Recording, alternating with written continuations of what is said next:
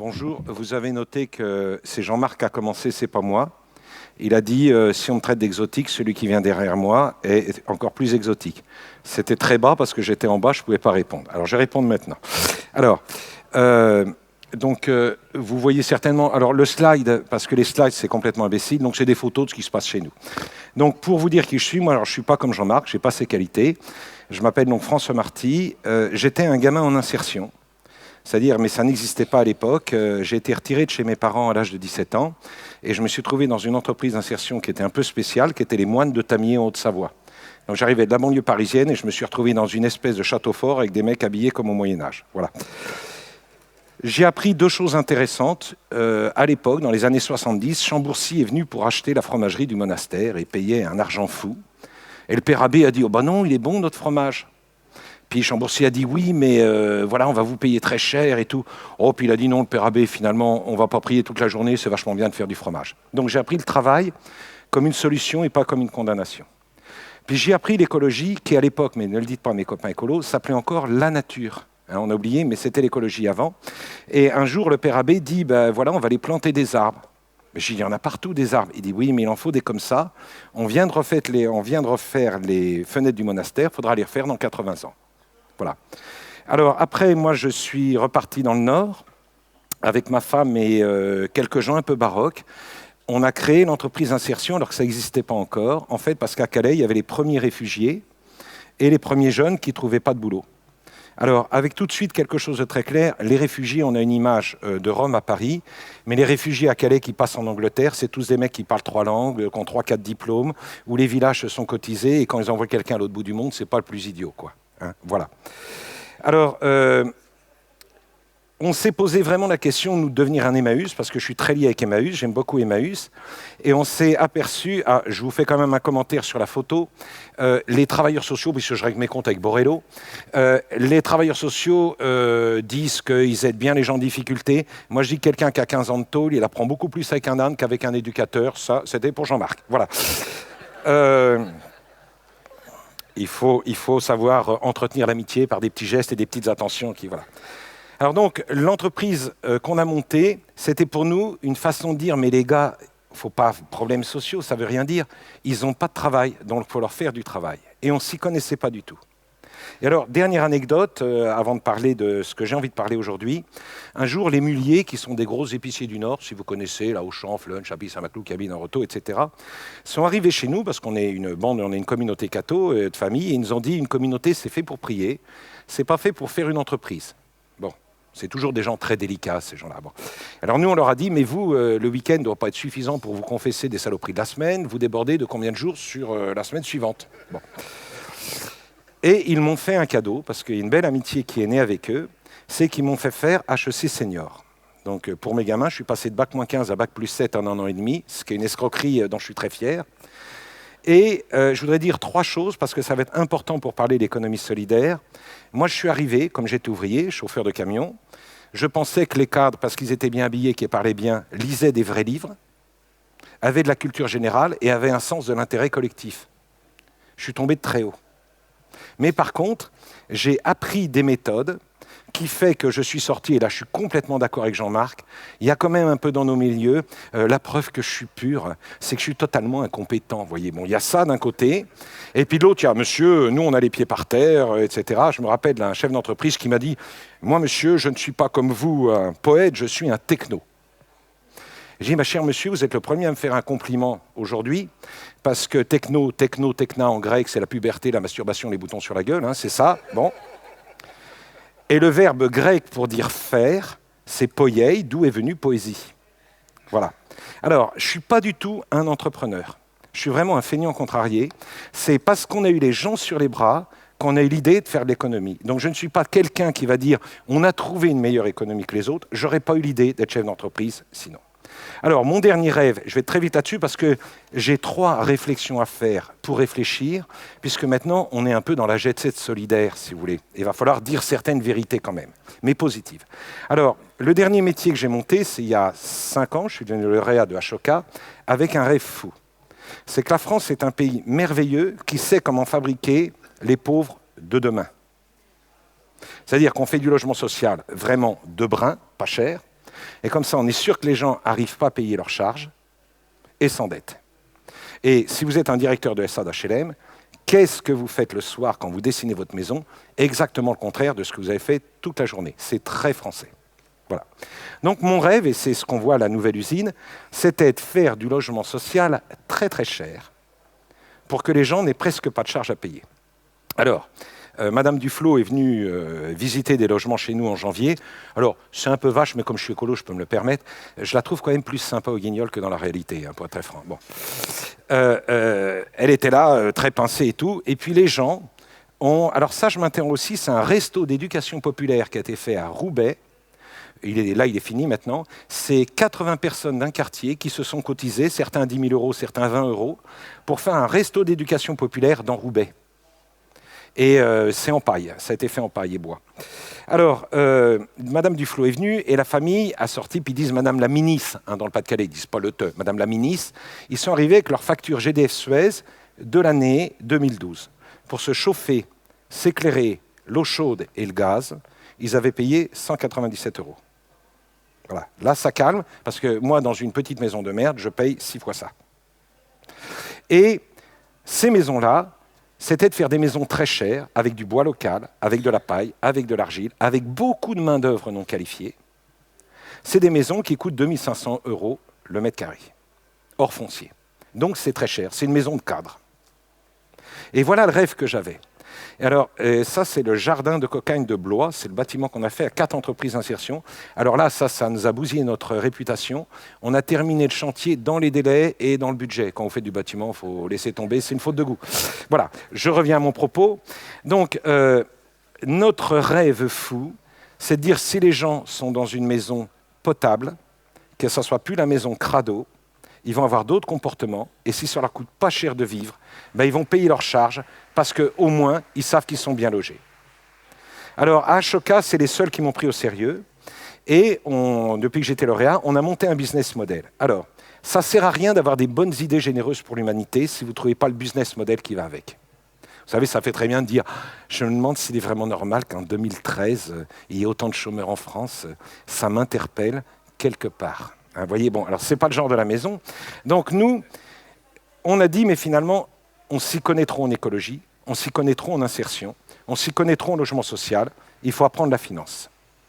Donc on a été voir des grands groupes, et on leur a dit, voilà, on vous promet qu'on va prendre votre argent et qu'on vous le rémunérera jamais en dessous de 0%, on vous le rémunérera jamais au-dessus de 0% parce qu'on veut être bailleur social, et on vous promet qu'on est très bon, parce que moi, personnellement, j'ai fait toute ma scolarité avec des zéros, je suis vraiment spécialiste du zéro, là vous allez voir, il n'y a aucune difficulté avec ça.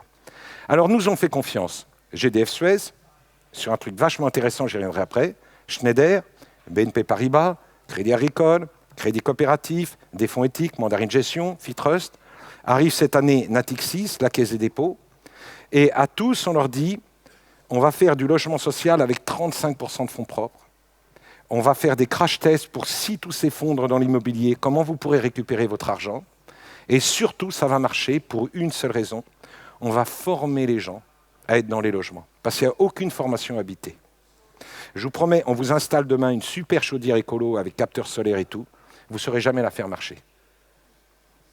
Et puis, si on ne vous explique pas les choses, vous ne savez pas. Et le Malien à Saint-Denis, on a fait 4 maisons à 1 minute du Stade de France. L'autre fois, j'arrive avec Arte, puis le gars il me tombe dessus, il me dit « Marty, tu es un marabout ». Je dis « Qu'est-ce que j'ai fait comme connerie encore ?» Il me dit « Depuis que je te connais, ma fille n'a plus d'asthme ». Je dis « Mais non, c'est le matériau naturel, c'est la brique en terre crue, c'est le fait que c'est la laine de bois, il n'y a plus d'exposition aux allergies. Donc ta fille n'a plus, elle est toujours asthmatique, mais elle n'est plus en confrontation avec ça. » Il me dit « Tu es un marabout catholique ». Alors je lui dis, mais c'est pas possible, ça n'existe pas. Voilà, ça c'est mon ancien camion. Vous voyez, c'est des trucs comme ça avec les armes qu'on ramène, et c'est avec ça qu'on fait les maisons. Alors, le principe, c'est d'avoir fait une foncière, comme Terre de Liens, on est de la même génération d'Ashoka, d'avoir demandé à être bailleur social, ce qui m'a été absolument refusé par l'administration. J'ai dû bagarrer comme un taré. Et vous savez, dans la République, quand vous n'y arrivez pas, ce que vous faites est insolent et déplacé. Et dès que vous y arrivez, ça devient audacieux et intéressant. Hein, c'est un truc. Donc il faut avoir mauvais caractère, il faut avoir vraiment conviction dans ses idées. Ça, c'est ce qu'on est en train. On va inaugurer ça dans 3 semaines à Douai, 9 logements sociaux. Voilà. Alors, moi, j'avais 3 débat à vous laisser, parce que vous verrez sur le site internet de Shenley, et j'en ai marre qu'on soit vus comme des héros, comme des gens qui sont bien, etc. On n'a pas pu se retenir de faire ce qu'on a fait, c'est tout, et vous ne nous voyez pas au quotidien, tant mieux. Bon, alors moi j'avais 3 questions qui sont mes obstacles. J'ai 3 obstacles pour être vraiment solidaire. Premièrement, le clergé Nescafé. Vous ne savez pas ce que c'est que le clergé Nescafé. Bon. Alors en gros, le clergé, pour ceux qui sont un peu croyants, avec Dieu c'est déjà pénible. Mais le clergé sans Dieu, c'est l'horreur. Et on a une norme qui sort tous les jours sur le logement, que ce soit le passif, le machin, le BBC, l'HQE. Vous avez une norme sociale ou solidaire qui sort tous les jours. Vous avez une norme RSE qu'on peut aussi appeler blanchiment éthique dans certains cas qui sort exactement, etc. Et on est dans un monde où avant d'avoir fait, il faut prouver qu'on a bon. Et nous, on demande le droit à tâtonner, le droit à être des vrais entrepreneurs, le droit à se tromper. La petite jeune là, qui fabrique les briques, c'est une briqueterie qu'on a achetée avec des machines africaines, c'est une nana en insertion qui est en train de devenir un vrai chef chez nous, ça arrive ça. Ce clergé-là me fatigue, parce qu'on doit justifier vis-à-vis d'eux qu'on a bon. Et on n'a pas bon. Alors je vous donne un exemple religieux, celui-là il est marrant. On a fait la chapelle des bonnes sœurs qui font la prison à Béthune. Bon, c'est des bonnes sœurs assez cucu, elles n'ont pas d'humour. On leur a dit il faut que les détenus s'échappent par les murs, parce qu'on l'a fait en paille, et pas par les huisseries, elles n'ont jamais compris. Bon, voilà. Mais la PAV m'a demandé 200 000 € de test pour tester la paille, puisque c'est accueil au public, matériaux M0 et tout. Et j'ai dû argumenter que ce clergé Nescafé en leur disant mais la paille est un matériau naturel. Alors ils m'ont dit oui, mais il faut faire des tests, il faut au CSTB, vous reconstruisez des murs, etc. etc. Puis je leur ai dit, si c'est un matériau naturel, la loi européenne, c'est que si c'est un matériau naturel, c'est les règles de l'art. Alors la PAV devient écolo quand il s'agit d'argent. Ils ont fait des recherches et m'ont dit, mais non, monsieur Marty, le torchis, oui, on comprend, mais la paille, elle servait au fumier. Donc la paille, même si c'est un matériau naturel, il faut tester. Puis moi, j'aurais dit, mais si c'est un matériau naturel, c'est donc des règles de l'art, et je ne peux pas avoir transgressé une règle de l'art sur un art qui n'existe pas. Et ils m'ont dit, vous avez juridiquement raison, mais techniquement tort.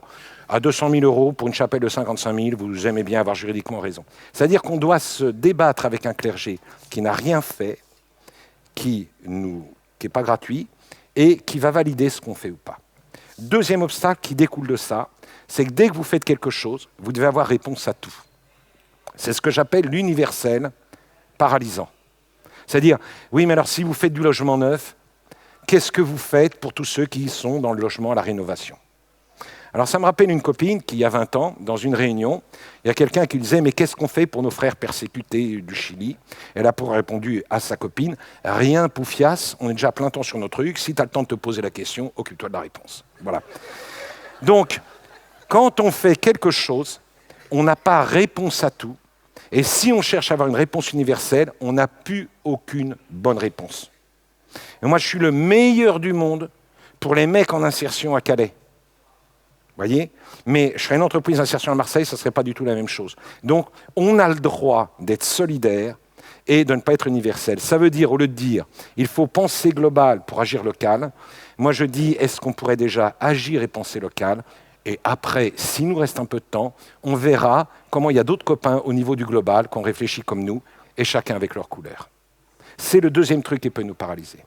Troisième chose qui peut nous paralyser, et là je voudrais prendre un peu de temps, c'est un gros débat que j'ai avec les fondations et avec les grosses entreprises. Parce que GDF Suez et Schneider sont des gens avec qui on travaille bien, mais j'ai voulu changer la relation avec eux. Ils ont mis de l'argent dans la foncière, puis j'aurais dit ça ne va pas du tout. Parce que finalement, on est un peu votre bonne œuvre. Puis c'est vachement vexant, quoi. Il y aurait eux qui savent bien, et nous aussi, on a des ingénieurs très cons dans la boîte. Moi, j'ai chez moi le gars qui a fait le tunnel sous la Manche et le métro de Copenhague, je ne sais pas si vous voyez. Bon, j'ai un ingénieur qui est centralien, qui fait les calculs de taxes carbone pour les grandes entreprises. Donc moi aussi, j'ai ce qu'il faut comme ingénieur borné, il n'y a pas de problème. Bon. Donc on leur a dit, on va se rencontrer d'ingénieur à ingénieur, et s'il vous plaît, quel lien il y a entre GDF Suez, quel lien il y a entre Schneider, quel lien il y a entre BNP Paribas et le fait que vous ayez mis de l'argent chez nous. Et si vous n'y voyez pas de lien, ben c'est que vous êtes des pas bons. Alors j'ai saboté l'autre fois une émission de télé aux Échos, parce que j'étais avec Patrick Lamy, que j'aime beaucoup, de BNP Paribas, puis le journaliste des Échos commence « Alors monsieur Marty, vous faites de l'écologie, etc. » Alors bon, j'explique. Puis il se tourne vers BNP Paribas, puis il leur dit « Oui, alors comment vous les challengez, comment vous leur demandez des comptes, comment vous faites du reporting ?» Bon. Puis il revient vers moi, il me pose une question. Je dis non, vous avez oublié de me poser la question. Il dit laquelle? Comment je challenge BNP Paribas, comment je leur demande des comptes et comment je leur demande des reportings? Qu'est-ce que c'est que cette affaire qu'on serait les gentiniers de l'affaire? Et si ça marchait si bien le monde, rien qu'avec les grandes entreprises et les grandes banques, excusez-moi, on n'existerait pas. Là, vous parlez à un mec qui ne serait pas là. Hein. Donc, notre approche, c'est de dire, si ces grandes structures-là, dont il ne faut pas noircir, là-dedans, il y a des gens fantastiques, comme il y a des crétins, comme partout, comme dans nos milieux. Si ces gens-là mettent leur argent chez nous sans réfléchir, c'est ou qu'ils ne sont pas bons, ou que nous, on ne les challenge pas bien.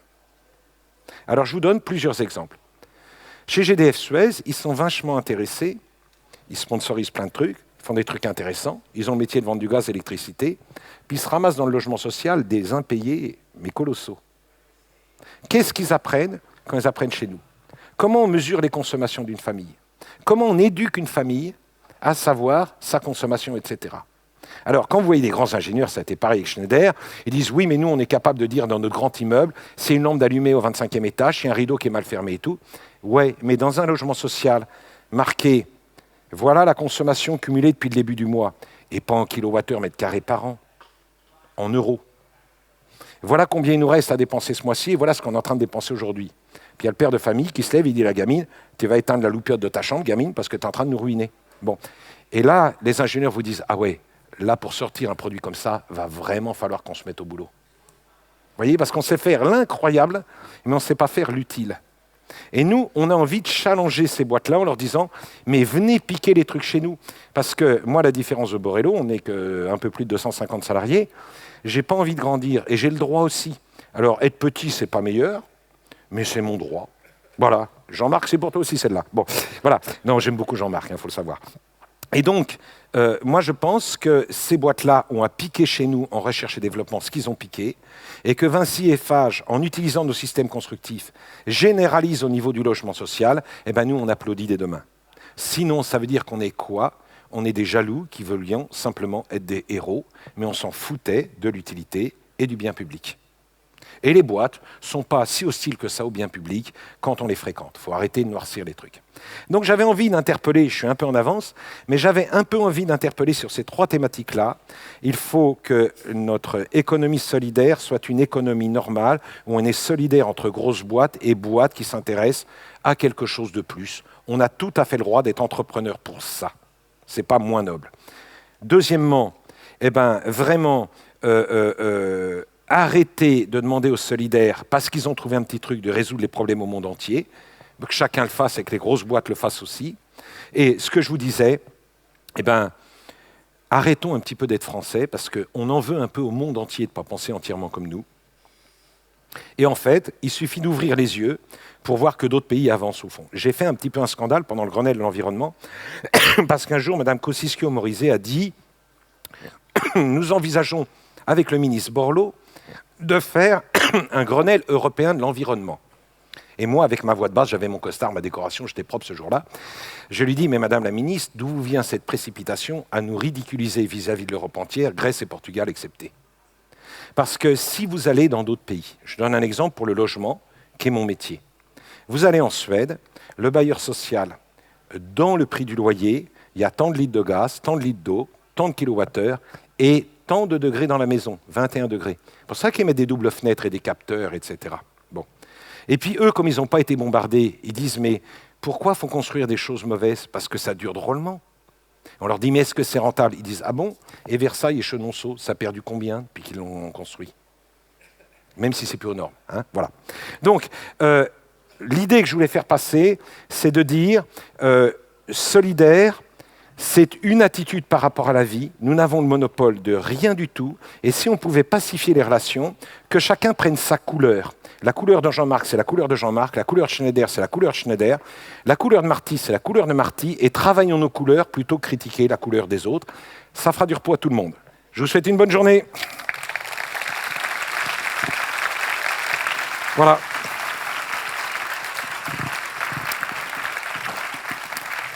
Tu n'es pas obligé de partir. Je pensais que tu étais parti faire la sieste. Avec toi, c'est compliqué. Hein. Tu as réveillé la salle. Puis tu sais que si tu Si tu étais présent dans toutes les églises de France, elles seraient infiniment plus remplies si les curés étaient comme toi. Peut-être que moi-même, j'irais à la messe. Non, juste d'un mot, c'est évidemment ton droit de vouloir rester petit, mais malgré tout, tu es sur une thématique capitale. Et là, on en parle, a priori, on n'est pas forcément les plus mal lotis, mais tu sais que le prix, la part du logement dans les finances des Français, c'est passé, alors je voudrais pas dire de conneries, mais de l'ordre de 10-12% à aujourd'hui 25%. Voire 30 ou 35% pour les jeunes dans les grosses agglomérations, Paris, Lyon. Je ne connais pas bien le marché immobilier à vrai, je ne me suis pas bien regardé avant de venir. Toi, non seulement tes logements, ils sont vertueux écologiquement, mais ils le sont aussi économiquement, ils coûtent moins cher.